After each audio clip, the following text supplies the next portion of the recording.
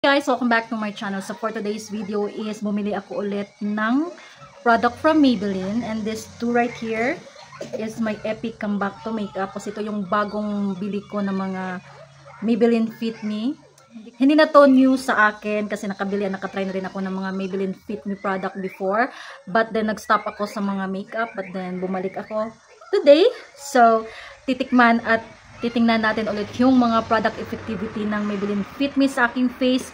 As you can see, this is my bare face and it has a lot of breakouts, and itatry natin siya sa ating full of breakouts na skin, mga guys, kung maka-cover up ba niya yung ating yung ating mga breakouts, no? Kung meron kayong skin na katulad sa akin na acne prone skin, na merong mga maraming mga sumpa sa sa face. So titingnan natin kung suitable bang gamitin to. Kung anong itsura pala ng mga product na to sa ating face na ganyan. 'Di ba? Mako-cover up ba niya, ma-smoothen ba niya, or ma-cover ba niya yung ating mga breakouts dyan. So, let's find out. But before anything else, kung hindi ka pa nakasubscribe sa ating YouTube channel, by the way, I'm Inday Cradang. And yes, don't forget to like and subscribe.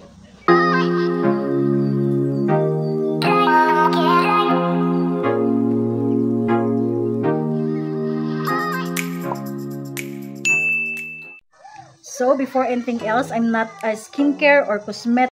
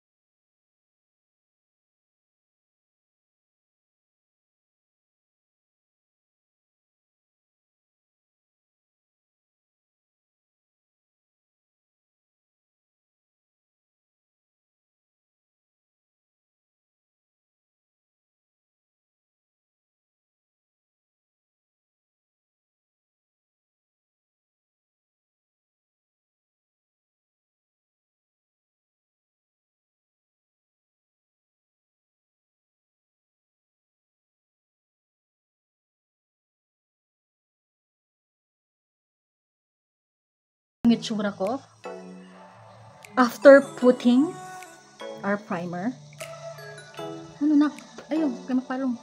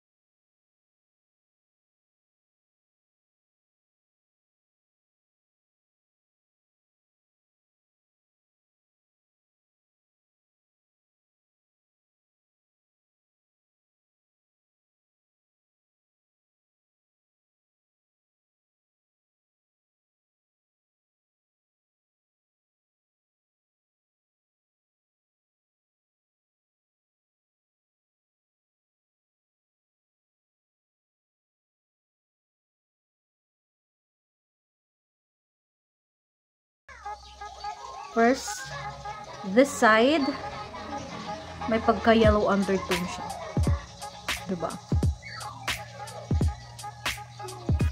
And I'm gonna use a puff or a wet sponge to blend the product in my face.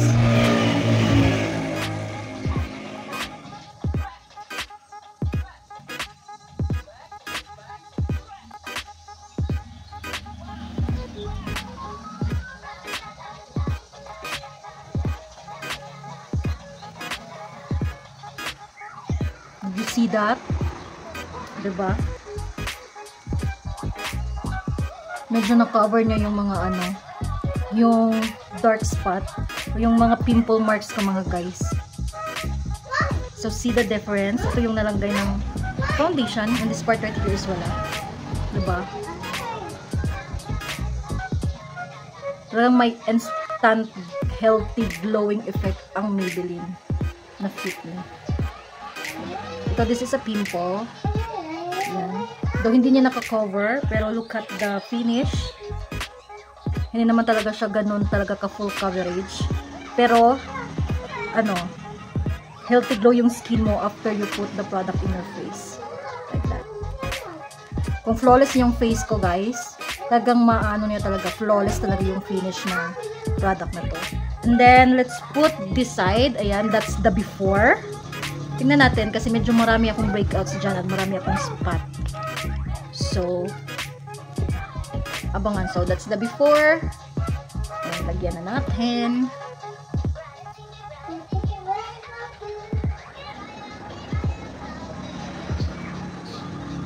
And this time, I'm going to use a brush to blend the product in my face.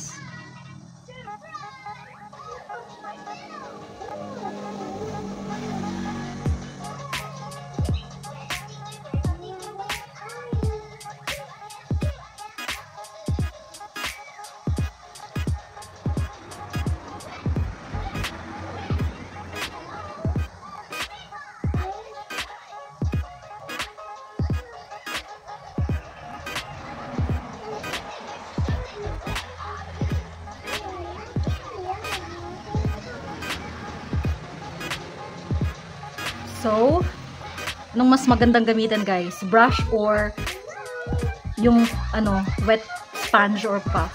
Feel ko mas maganda to dito. I-blend natin konti ng using this. Yung parang ipipress mo lang. Diba medyo nako-cover naman niya yung mga ano, yung mga dark spot konti. Pero yung talagang mga magang-magang mga pimples ko is talagang lalabas talaga siya guys. No? Nagiging invisible naman konti yung aking mga pimples. Nako-cover naman niya guys, diba? Diba? Oh, see the difference? Diba kanina para talagang ano. So ngayon hindi na siya gaanong ano tingnan kasi na-cover na siya. Diba? So this is the finished look nung nilagyan na natin ng foundation. What do you think? Maganda ba? Maganda ba yung ano? Pero tingnan natin guys, no? Kasi nakadepende kasi yan sa skin natin. Baka mag-ano tayo, mag-oxidize, no? Medyo mga acidic skin dyan. So, observe muna natin. I will let baba this for a few minutes lang.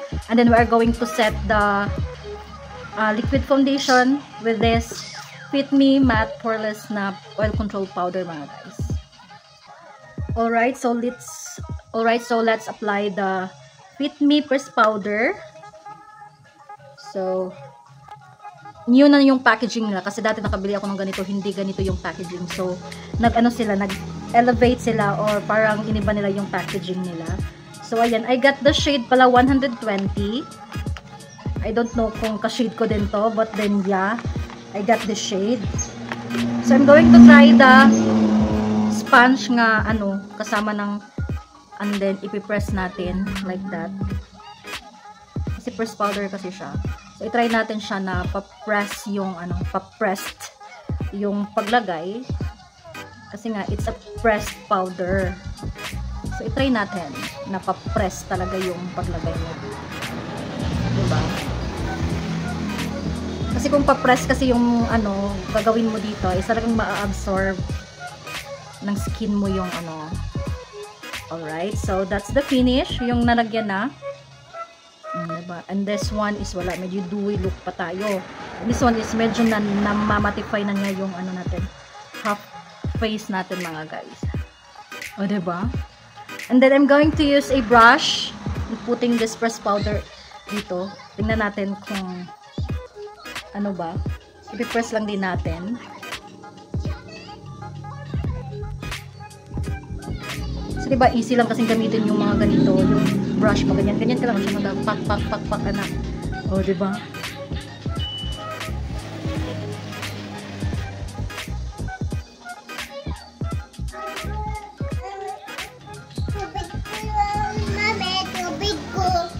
Okay. Oo. Oh. Alright, zooming in guys. Ito na yung nangyayari sa aking face. Oh, diba? So, talagang visible pa yung mga ano ko dyan mga guys. Yung aking... Pero kasi hindi ko yan nilagyan ng concealer. So, yan yung nangyayari. But then, kung nilagyan natin yan ng concealer, medyo mag-i-invisible pa yan. Pero kasi hindi ako nakabili ng Maybelline na concealer. That is why. So, itatry ko lang naman yung ano talaga. Yung dalawang product lang naman eh. Without using any concealer. Kung talagang effective ba siya, kahit walang concealer is mako-cover ba niya. So, yan na yung ganap ng ating face dyan mga guys. Especially, and focusing on my breakouts area mga guys. So, yan na siya. So, mas maganda talaga na talagang i-conceal mo yung ano dyan. Yung ano na yan. Yung part na yan. Para mas magiging invisible yung mga sumpa natin dyan mga guys. So, that's it mga guys. Using these two product right here. By the way, this is new. This is not new sa market. Matagal na tong mga product na to. But then, these products right here is pasok talaga yan sa mga list ng mga makeup artists. That is why recommended talaga yung Maybelline na mga products. So, this is also a drugstore product na medyo abot kaya mga guys. For the quality is abot kaya lang siya because it is a drugstore. You can avail this product ng mga online store or sa mga drugstore, Watson, and etc. mga guys, no? And yes, thank you so much sa pagsama sa akin for today's video. This is the finish. When using this two product, kahit na meron tayong breakouts, pwede na yan panglaban pang office. Makeup base, no? Yung pang ano lang, pang aura lang na pang daily makeup lang mga guys. Yung hindi plakadong-plakado, not full coverage na mga yung not heavy pala, ganon. So, pwede na yung pang base nyo mga guys in everyday use nyo mga guys, no? Pwede na tong dalawa kahit may mga breakouts kayo dyan. Pwede na to. Pwede itong pang cover. Kasi look at naman, diba? Nako-cover naman siya, diba? Mga guys. Hindi naman masagwa ng tingnan ng ating face using these two product. And make sure to prime your face pod para nice ang ang coverage, no? So, yes. That's it. Thank you so much for watching. Nakasubscribe ka na ba? Please do hit the subscription button. And see you in my next video. Bye!